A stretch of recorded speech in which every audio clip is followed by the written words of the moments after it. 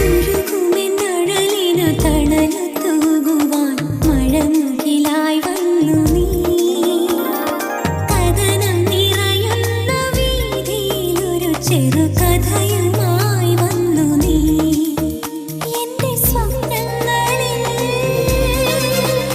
എന്റെ ദുഃഖങ്ങളിൽ ഒരു പൊൻതൂവലായി തൊട്ടു തഴുകുന്നു നീ. നീയും ഞാനും ഒരു ചെടി